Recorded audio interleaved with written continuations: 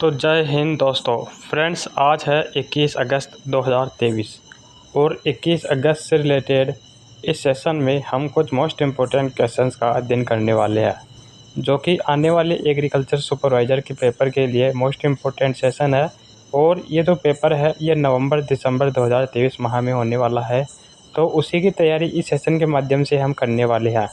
तो चलिए स्टार्ट करते हैं। और आज का हमारा पहला क्वेश्चन है, जूनागढ़ दुर्ग कौन से ज़िले में स्थित है। तो ये जो जीके का क्वेश्चन है ये राजस्थान से ही रिलेटेड है, क्योंकि ये जो पेपर है ये राजस्थान का पेपर है, राजस्थान एग्रीकल्चर सुपरवाइज़र का पेपर है। तो ये जो जूनागढ़ दुर्ग है ये राजस्थान के किस ज़िले में स्थित है ये हमें बताना है।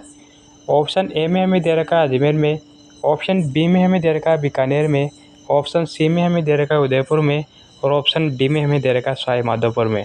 तो इस प्रकार 4 ज़िलों के नाम हमें दिए गए हैं और इन चारों में से हमें बताना है कि किस ज़िले में ये जो जूनागढ़ दुर्ग है, जूनागढ़ फोर्ट है, ये स्थित है।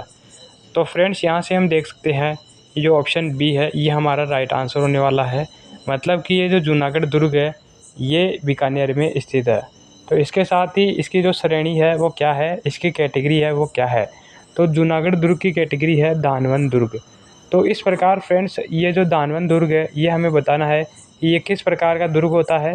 तो ये जो दानवन दुर्ग है ये होता है किसी मरुस्थल में या फिर जो रेगिस्तान होता है उसमें बनाया गया जो दुर्ग होता है उसे हम दानवन दुर्ग के नाम से जानते हैं। तो ये जो जूनागढ़ दुर्ग है ये एक प्रकार से दानवन दुर्ग है, क्योंकि है मरुस्थल में बनाया गया है। इसके आगे चलते हैं सेकंड क्वेश्चन में, किस कुक्कुट रोग को कैसल डिजीज़ के नाम से भी जाना जाता है ये हमें बताना है। तो कुक्कुट का अर्थ होता है मुर्गी, तो इसके साथ ही हमें बताना है कि मुर्गी में ऐसा कौन सा रोग है जिसे हम कैसल डिजीज़ के नाम से भी जानते हैं। कैसल डिजीज़ इस नाम से भी हम जानते हैं। ऑप्शन ए में हमें दे रखा है रानीखेत, ऑप्शन बी में हमें दे रखा है IBD, ऑप्शन सी में हमें दे रखा है कोक्सीडायोसिस, और ऑप्शन डी में हमें दे रखा है फाउल पॉक्स। इस प्रकार ये 4 ऑप्शन हमें दे रखे हैं और इन चारों ऑप्शंस में से हमें बताना है कि जो कैसल डिजीज़ है मुर्गियों के अंदर, इसको किस नाम से जाना जाता है या फिर किस रोग को इस कैसल डिजीज़ के नाम से भी जाना जाता है। तो ऑप्शन ए है ये हमारा राइट आंसर होने वाला है। मतलब कि जो रानीखेत है इसको फ्रेंड्स हम कैसल डिजीज़ के नाम से भी जानते हैं, रानीखेत रोग को। इसके आगे चलते हैं थर्ड क्वेश्चन में। अब ये जो रानीखेत रोग है इसके बारे में हम कुछ समझते हैं कि कैसे ये रोग होता है और उसके लक्षण क्या क्या होते हैं। तो रानीखेत एक संक्रामक वायरल रोग है जो मुर्गी के तंत्रिका, श्वसन और पाचन तंत्र को प्रभावित करता है। तो ये जो रानीखेत है ये क्या क्या कार्य करता है, इसमें जो लक्षण है वो क्या है, तंत्रिका, न्यूरो सिस्टम और इसके साथ ही श्वसन है और पाचन तंत्र है, इन तीनों को प्रभावित करता है, इन तीनों को इफेक्टेड करता है। इसके आगे देखते हैं, जैसा कि यह पहली बार इंग्लैंड के टाइन ज़िले में न्यूकेसल में पाया गया था। अब जो इंग्लैंड का ये टाइन ज़िला है इसके न्यूकेसल शहर में पाया गया था, इसीलिए इसका नाम न्यूकेसल रोग का नाम दिया गया था। इसे डायल रोग भी कहते हैं। तो इस प्रकार इस रोग के 3 से 4 नाम हो गए। एक नाम तो हमने देखा है कि ये डायल रोग हो गया, इसके साथ ही दूसरा नाम न्यूकेसल डिजीज़ हो गया, इसके साथ ही तीसरा नाम कैसल डिजीज़ हो गया, और चौथा जो इसका नाम हो गया वो रानीखेत हो गया। तो इस प्रकार ये 4 रोग है, ये इन चारों का नाम एक ही है और रोग भी एक ही है। तो इस प्रकार मुर्गियों में ये रोग पाया जाता है, रानीखेत रोग, और इसे 4 अलग अलग नामों से जाना जाता है। तो इसके आगे चलते हैं हम थर्ड क्वेश्चन में। एक वयस्क पूर्ण मुँह वाले ऊँट में दांतों की संख्या क्या होती है ये हमें बताना है। तो एक जो पूर्ण वयस्क ऊँट होता है उसमें जो मुँह होता है और उस मुँह में जो दांत होते हैं उन दांतों की संख्या हमें बतानी है। तो एक पूर्ण वयस्क ऊँट के मुँह में दांतों की संख्या हमें बतानी है। ये थोड़ा बहुत क्वेश्चन में मिस्टेक है। तो इसके साथ ही हम ऑप्शंस में चलते हैं। ऑप्शन ए में हमें दे रखा है 34, ऑप्शन बी में हमें दे रखा है 30, ऑप्शन सी में हमें दे रखा है 38, ऑप्शन डी में हमें दे रखा है 44। इस प्रकार 4 ऑप्शन हमें दिए गए हैं और इन चारों ऑप्शन में से हमें बताना है कि किस ऑप्शन में हमारा जो ये क्वेश्चन है इसका राइट आंसर दे रखा है। तो एक पूर्ण वयस्क जो ऊँट होता है उसके मुँह में कितने दांत होते हैं, तो ये हमने देखे हैं कि ऑप्शन ए है ये हमारा राइट आंसर होने वाला है। मतलब कि इसके मुँह में 34 दांत होते हैं। इसके आगे फोर्थ क्वेश्चन की तरफ चलते हैं। तो फोर्थ क्वेश्चन में हमें क्या दे रखा है, निम्न में से भेड़ की किस नस्ल को राजस्थान की मेरिनो बी कहा जाता है। तो हमें बताना है कि जो भेड़ होती है, जो सीप होती है, उस सीप की जो कौन सी नस्ल है, कौन सी प्रजाति है जिसको हम राजस्थान की मेरिनो बी कहते हैं, या जिसे हम राजस्थान की मेरिनो के नाम से भी जानते हैं। तो ऑप्शन ए हो गया नाली नस्ल, ऑप्शन बी हो गया मालपुर नस्ल, ऑप्शन सी हो गया पुगल नस्ल और ऑप्शन डी हो गया चोकला नस्ल। इस प्रकार ये 4 नस्लें में भेड़ की दे रखी है और इन चारों में से हमें बताना है कि कौन सी नस्ल को हम राजस्थान की मेरिनो भी कहते हैं। तो ऑप्शन डी है ये हमारा राइट आंसर होने वाला है। मतलब कि ये जो चोकला नस्ल है, इसको फ्रेंड्स हम राजस्थान की मेरिनो भी कहते हैं, चोकला। इस प्रकार ऑप्शन डी हमारा राइट आंसर होने वाला है। इसके आगे चलते हैं तो चोकला के बारे में हम थोड़ा बहुत पढ़ते हैं कि चोकला है, इसकी विशेषता क्या क्या होती है इस भेड़ की। तो चोकला भेड़ राजस्थान में सबसे ज़्यादा सीकर, चूरू, झुंझुनू, नागौर में पाए जाते हैं। तो ये जो 4 जिले हमें दे रखे हैं, सीकर, चूरू, झुंझुनू और नागौर, इन चारों में सबसे ज़्यादा पाई जाती है ये चोकला भेड़। चोकला भेड़ को भारत और राजस्थान में सबसे अच्छी ऊन माना जाता है। तो ये जो चोकला भेड़ की भी ऊन है, उसको फ्रेंड्स भारत में और इसके साथ ही राजस्थान में सबसे अच्छी ऊन माना जाता है। इसीलिए इसका नाम क्या पड़ गया, चोकला, मतलब चोखा। तो इसीलिए चोकला भेड़ को हम भारत का मेरिनो भी कहते हैं। तो इस प्रकार इसका नाम रखा गया है, भारत का मेरिनो या राजस्थान का मेरिनो। चोकला नस्ल की भेड़ को हम राजस्थान का मेरिनो कहते हैं। इसके आगे 5वें क्वेश्चन में चलते हैं। तो 5वां क्वेश्चन हमें दे रखा है केपरा हिरकस निम्न में से किसका वैज्ञानिक नाम है, यह हमें बताना है। तो ये वैज्ञानिक नाम हमें दे रखा है, साइंटिफिक नेम हमें दे रखा है, बॉटनिकल नेम हमें दे रखा है, वानस्पतिक नेम हमें दे रखा है और हमें इन चारों ऑप्शन में से बताना है कि किसका ये जो वैज्ञानिक नाम है ये केपरा हिरकस है। ऑप्शन ए में हमें दे रखा है बकरी का, ऑप्शन बी में हमें दे रखा है भेड़ का, ऑप्शन सी में हमें दे रखा है भैंस का और ऑप्शन डी में हमें दे रखा है गोवंश का। तो इस प्रकार 4 ऑप्शन हमें दिए गए हैं और इन चारों ऑप्शन में से बताना है कि किसका ये जो वैज्ञानिक नाम है ये केपरा हिरकस है। तो इस प्रकार हम कह सकते हैं ऑप्शन ए है ये हमारा राइट आंसर होने वाला है। मतलब कि ये जो बकरी होती है इसका वैज्ञानिक नाम क्या होता है, केपरा हिरकस। अब इस बकरी के बारे में हम कुछ पढ़ते हैं, इस वैज्ञानिक नाम के बारे में भी हम कुछ पढ़ते हैं। तो जो घरेलू बकरी होती है या जिसे हम बस बकरी कहते हैं, तो उसका वैज्ञानिक नाम क्या हो गया, केपरा हिरकस। अब बकरी वर्ग की एक पालतू प्रजाति है जिसे आमतौर पर पशुधन के रूप में रखा जाता है। तो इसका जो उपयोग है वो क्या है, पशुधन के रूप में हम इसका उपयोग करते हैं और इसके साथ ही इसका उपयोग है ये ऊन के रूप में भी हम कभी कभी लेते हैं और ये पालतू बकरी होती है। तो इसका जो वैज्ञानिक नाम क्या हो जाएगा, केपरा हिरकस। इसके आगे 6ठे क्वेश्चन में चलते हैं। 6ठा क्वेश्चन हमें दे रखा है भंडारण के दौरान प्याज के अंकुरण की जांच के लिए किस विकास नियामक का उपयोग किया जाता है। तो फ्रेंड्स ये क्वेश्चन है, ये मोस्ट इम्पॉर्टेंट क्वेश्चन है क्योंकि अभी हाल ही में प्याज की कटाई हुई है और ये क्वेश्चन है ये एग्रीकल्चर सुपरवाइजर 2023 के लिए मोस्ट इम्पॉर्टेंट क्वेश्चन है। तो यदि हम प्याज का भंडारण करते हैं उसे बाद में बेचने के लिए या ज़्यादा मुनाफा करने के लिए, तो उस प्याज का जो अंकुरण होता है, प्याज उगता है, तो उस अंकुरण को रोकने के लिए उसमें ऐसा कौन सा नियामक मिलाते हैं जिससे कि वो अंकुरण रुक जाए या उस अंकुरण पर हम नियंत्रण पा सके। तो इसमें पूछा गया है कि जिब्रेली कमल, ऑप्शन बी में हमें दे रखा है साइकोसेल, ऑप्शन सी में हमें दे रखा है मैलिक हाइड्रोजाइड और ऑप्शन डी में हमें दे रखा है इंडोल ब्यूटायरिक अम्ल। ये 4 ऑप्शन हमें दे रखे हैं और इन चारों ऑप्शन में से हमें बताना है कि किस पदार्थ का उपयोग हम नियामक के रूप में कर सकते हैं। तो ऑप्शन सी है ये हमारा राइट आंसर होने वाला है।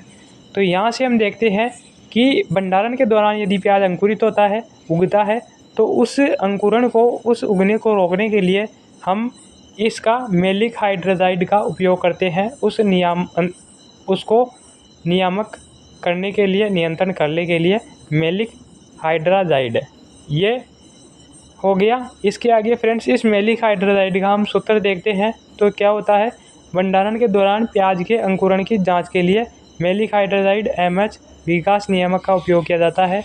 और इसका रासायनिक सूत्र क्या होता है, इसका रासायनिक सूत्र होता है फ्रेंड्स C4H4N2O2, ये इसका रासायनिक सूत्र होता है।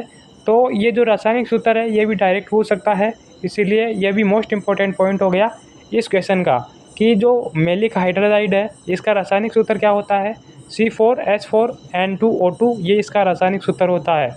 इसके साथ ही ये जो PDF है इसका लिंक फ्रेंड्स मैं आपको इस वीडियो के डिस्क्रिप्शन बॉक्स में प्रोवाइड करा दूँगा, तो वहाँ से आप इसको डाउनलोड कर ले और इसका रिवीजन ज़रूर करें।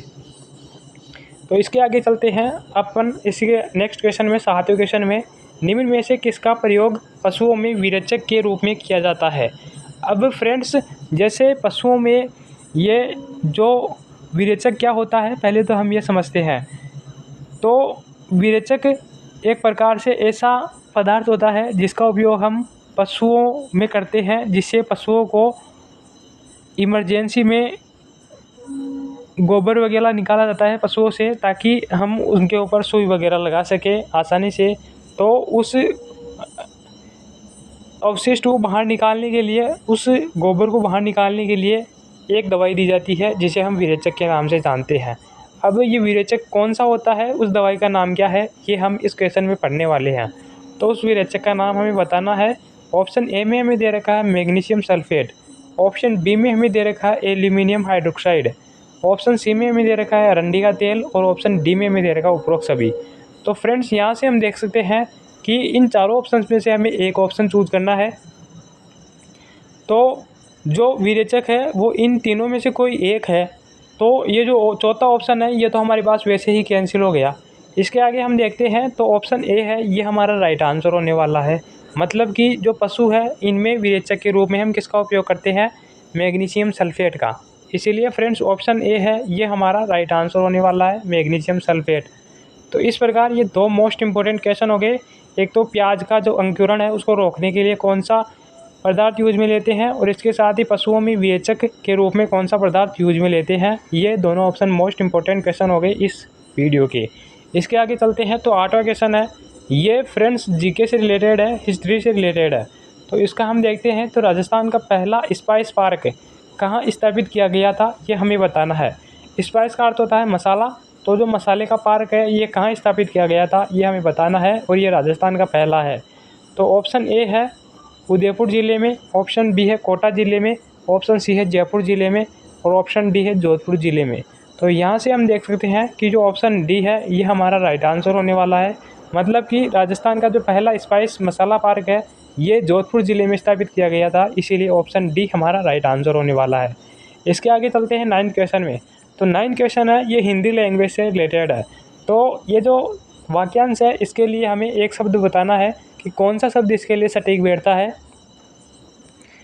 तो ये 9th क्वेश्चन है, जो बोलने में बहुत चतुर हो, उक्त वाक्यांश के लिए उचित शब्द बताना है। तो फ्रेंड्स ये जो है इसमें ऑप्शंस है ये ऐसे दे रखे हैं जो कि आपको भ्रमित कर देंगे, इसके साथ ही मेरे को भी भ्रमित कर देंगे। तो इन ऑप्शंस में से हमें चूज करना है कि कौन सा ऑप्शन सही होने वाला है। तो जो बोलने में चतुर होता है उस व्यक्ति को हम क्या कह सकते हैं, बातूनी कह सकते हैं। ऑप्शन बी में दे रखा है अतिशयोक्ति कह सकते हैं, ऑप्शन सी में हमें दे रखा है वाक्पटु कह सकते हैं, और ऑप्शन डी में हमें दे रखा है वाग्जाल कह सकते हैं। तो इस प्रकार ये 4 ऑप्शन हमें दिए गए हैं, और इन चारों ऑप्शन में से बताना है कि जो व्यक्ति बोलने में चतुर होता है उसे हम क्या कह सकते हैं। तो ऑप्शन ए है बातूनी। तो सबसे पहले तो हम इनका अर्थ समझते हैं कि बातूनी हम किसे कहते हैं। तो फ्रेंड्स जो व्यक्ति बहुत ज़्यादा बोलता है उसे हम क्या कहते हैं, बातूनी। इसके साथ ही दूसरा ऑप्शन हमें दे रखा है अतिशयोक्ति। अतिशयोक्ति क्या होती है, जब किसी बात को हम बड़ा चढ़ा के कहते हैं तो उसे हम अतिशयोक्ति कहते हैं। इसके आगे थर्ड जो ऑप्शन है उसमें दे रखा है वाक्पटु। तो ये जो थर्ड ऑप्शन है ये हमारा राइट आंसर होने वाला है। ऑप्शन सी है ये हमारा राइट आंसर होने वाला है। जो बोलने में बहुत चतुर होता है उसे फ्रेंड्स हम क्या कहते हैं, वाक्पटु। इसके आगे चलते हैं तो वाग्जाल, ये इसका अर्थ क्या होता है। इसका अर्थ फ्रेंड्स आपको कमेंट बॉक्स में देना है इसका जवाब कि वाग्जाल है इसका अर्थ क्या होता है। इसके आगे 10वें क्वेश्चन में चलते हैं। तो केंद्रीय भेड़ एवं ऊन अनुसंधान संस्थान कहाँ स्थित है ये हमें बताना है।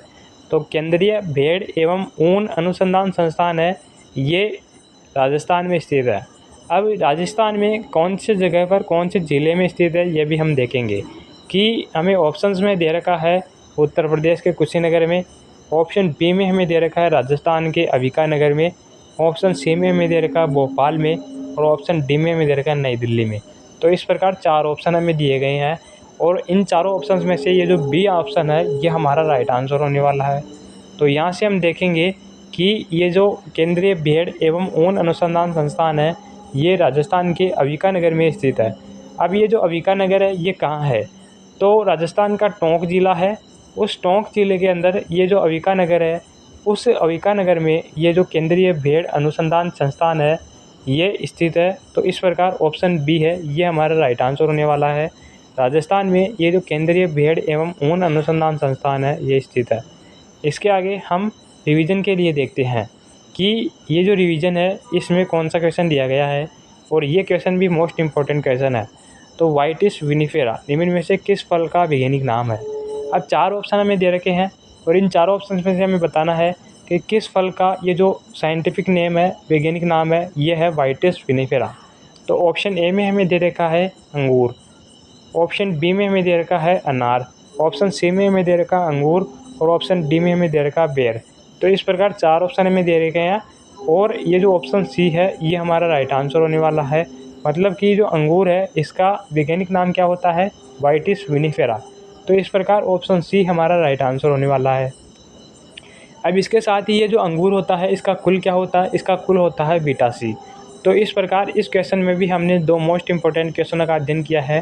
पहला क्वेश्चन जो है वो है कि जो वाइटिस विनिफेरा है ये किसका वैज्ञानिक नाम है, ये है अंगूर का। इसके साथ ही फ्रेंड्स ये जो अंगूर है इसका कुल क्या है, इसका कुल है बीटा सी। तो इस प्रकार ये जो वीडियो है आज का यहीं समाप्त होता है। इन 11 क्वेश्चन के साथ ये वीडियो फ्रेंड्स आज का समाप्त होता है। वीडियो अच्छी लगी हो तो लाइक करें, इसके साथ ही इस वीडियो को ज़्यादा से ज़्यादा शेयर करें ताकि ज़्यादा से ज़्यादा फ्रेंड्स की इस वीडियो के माध्यम से एग्रीकल्चर सुपरवाइजर की तैयारी कंप्लीट हो सके। और फ्रेंड्स ऐसे ही वीडियो पाने के लिए इस चैनल को ज़्यादा से ज़्यादा सब्सक्राइब करें। थैंक यू फ्रेंड्स, जय हिंद।